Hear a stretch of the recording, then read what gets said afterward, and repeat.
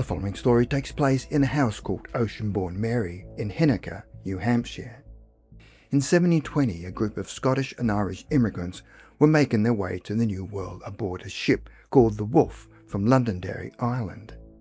Within sight of land, the ship was boarded by a pirate called Dom Pedro. When he went down to the captain's cabin, he found the captain's wife with a newborn baby and said that if the mother called the baby girl Mary after his mother, he would spare everyone aboard the ship, hence the name Oceanborn Mary. The pirate then handed the mother, Mrs. Wilson, a bundle of silk and said, "You can make your daughter's wedding gown from the silk." Captain Wilson and his wife safely landed in Boston and settled down in the new house in Londonderry, New Hampshire. When Mary was 18, she married a man called Wallace and went on to have 4 sons. After her husband died, Mary now found herself a widow. Strangely, the pirate Dom Pedro, who was actually an Englishman but used the name Dom Pedro, had kept in contact with Mary's parents and had built himself a house in Henniker, New Hampshire. Dom Pedro had heard that Mary's husband had died and asked Mary and her sons to move in with him as his housekeeper. A few years later, someone attacked Dom Pedro, now an elderly man.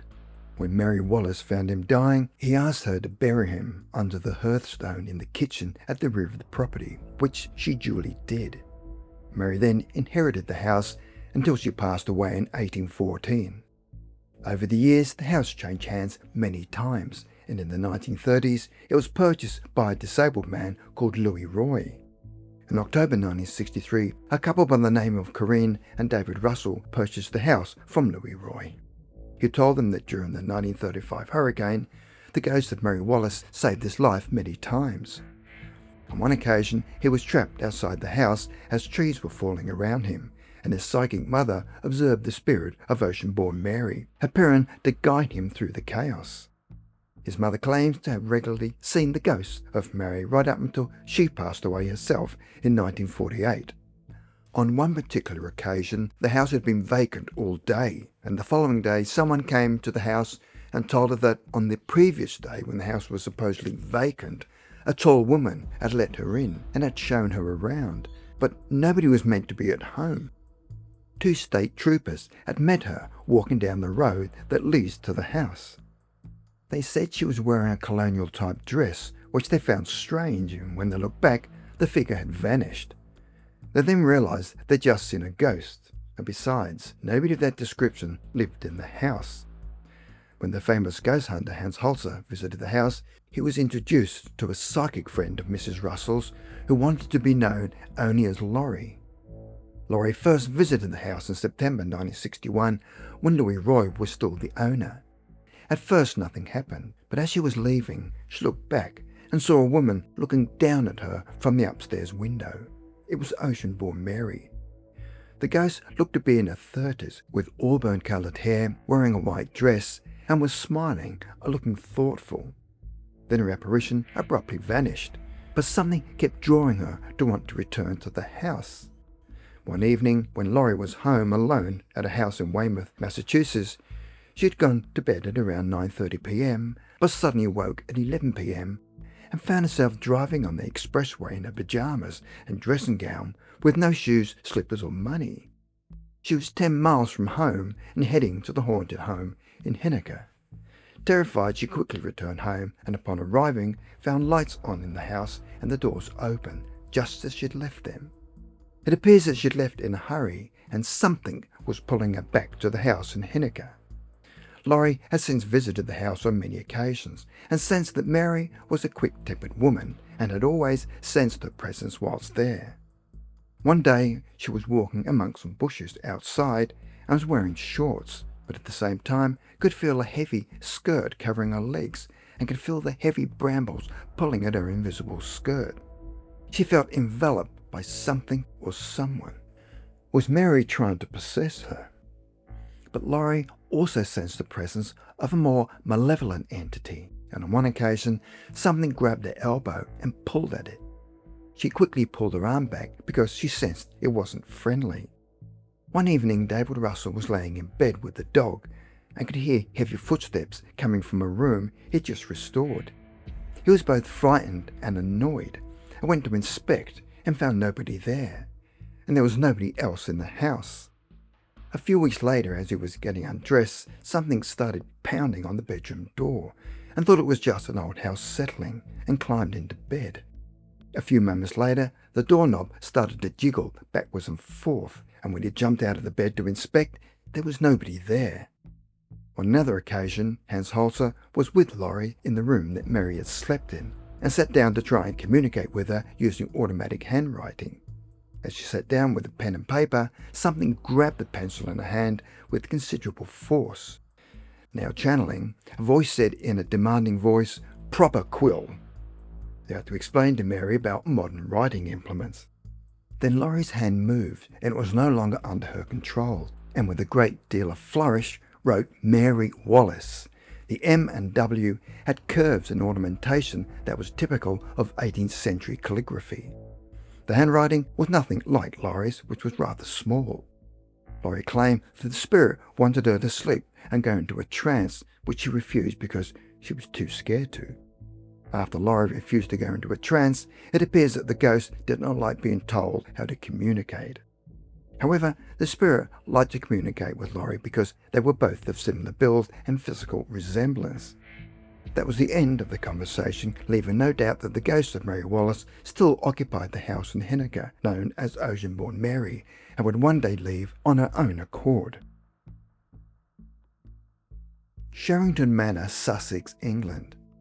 Sherrington Manor is an historic manor house located in Salmerston, Sussex, England. It has a rich history, with evidence of its existence dating back to the Domesday Book.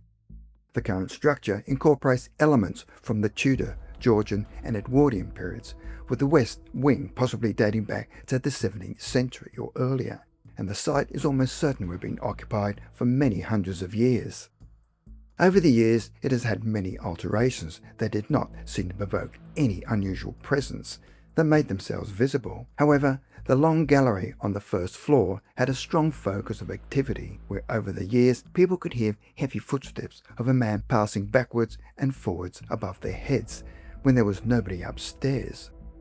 On other occasions, people could hear rustling and swishing of what sounded like silk clothing brushing past them, as if heading towards a bedroom door at the end of the passageway where loud, forceful knocks were regularly heard. On many occasions, footsteps could be heard appearing to move diagonally from the floor of the hall upwards towards the gallery. Because of the many alterations made to the house, the steps seem to be following the line of one of the staircases that had been removed during the 19th century alteration. If that is the case, rather than an actual ghost, it appears to have been a residual haunting. A residual haunting is a type of paranormal phenomenon where an event is replayed repeatedly in a specific location as if on a loop, without any awareness or interaction from the entity involved. In 1955, an Austrian au pair woman called Therese had been in the house for a few months and complained that she was unable to keep her bedroom door closed no matter how carefully she'd fastened it. She had a workman check it, but to no avail. She put the problem down to the age of the building.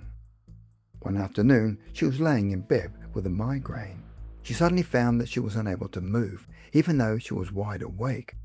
Her back was facing the door, and she heard it slowly open and could hear two people entering the room. Although she was unable to turn around, she could tell from their voices and the sound of their footsteps that it was a woman and a small child. They slowly walked towards her bed, and she sensed that they were looking down at her, and plainly heard the woman say, "Shh, she's asleep, I think." She could then hear the figures moving back across the room before closing the door. Could these two figures be related to the swishing sound people heard? Therese could now move and jumped out of bed and rushed to see who the figures were, but found everything empty. When she made inquiries, she was told that nobody had been in the house that afternoon. After checking a local document, it appears that in 1819, the new mistress of the manor, Mary Skinner, 26, had died suddenly, and only a fortnight after the death of her 5-year-old daughter, Catherine. Had Mary died of grief after her death, or had she died from the same infection? Was the room that Mary slept in the same room that the two had tragically died in? Could the ghosts have come back to show sympathy for Mary because she was sick in bed? In May 1957, the first visible manifestation occurred where 7 adults were sitting and talking after lunch, when a man dressed in coarsely woven brown cloak walked across the hall past the open dining room door towards the kitchen. 4 of the diners saw the man and questioned who he was. The man's steps looked purposeful, as if he knew where he was going. At this stage, nobody was thinking anything paranormal and believed he was a normal human being who had entered the house without ringing and was looking for someone. The owner, Mrs. Chandless, decided to follow the man to make inquiries, but found nobody was there. She then asked the other diners to search for the man, but they could not find him. After a while, they came to the realization that he was an apparition, yet the figure looked absolutely normal, but nobody could see his face. Again, he appears to have been a residual haunting.